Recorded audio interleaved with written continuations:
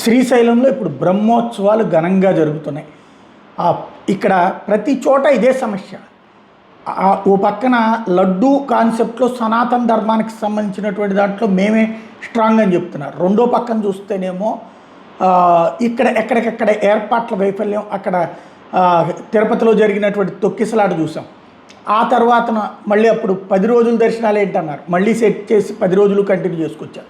తీరా చూస్తే ఇదివరకు 10 రోజుల్లో మొదటి రోజు నుంచి కూడా పబ్లిక్ సాధారణ ప్రజలకు ఉండేది. కానీ మొన్న 3 రోజులు కూడా మ్యాక్సిమం వీఐపీలకే ఎక్కువ ఛాయిస్ అయింది. ఇకపోతే ఆ తర్వాత సింహాచలంని చూసాం, ఆ తర్వాత శ్రీకాకుళంలో అయింది. ఇప్పుడు ఇవాళ శ్రీశైలంకి వెళ్ళేటటువంటి శ్రీశైలంలో భక్తులు పెద్ద ఎత్తున ఆవేదన వ్యక్తం చేస్తున్నాయి. టీవీ ఛానళ్లలోనే వార్తలు వస్తున్నాయి, బయటలు వస్తున్నాయి. పోనీ చూసైనా దేవాదాయ శాఖ మంత్రి, దేవాదాయ శాఖ కమిషనరు, పోలీసులు ఫాలోఅప్ చేసుకోవాల్సిన బ్రహ్మోత్సవాల ముందంటే లోకల్ ఎమ్మెల్యేలు, అట్లాగే మంత్రులు, అట్లాగే అధికారులు, రెవెన్యూ, పోలీసు అందరూ కూర్చొని సమీక్షించుకుని చేసుకోవాలి కదా.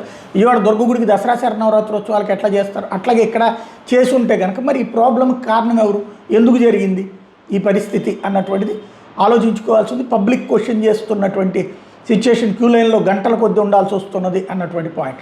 మరి అడ్డదారిలో దర్శనాలు ఏమన్నా వేరే వాళ్ళకి ఇస్తుంటే దానివల్ల లేట్ అవుతుందా, లేదా ఏం జరుగుతుంది? ఇంకోటి, క్యూ లైన్లో కాస్త భోజనాలు పెట్టడాలు, పాలు ఇవ్వడాలు, టీలు ఇవ్వడాలు, ఏది అల్పాహారం ఏర్పాటు చేయడాలు, ఇట్లాంటివన్నీ చేశారో లేదో ఒకసారి క్రాస్ చెక్ చేసుకోవడం బెటర్.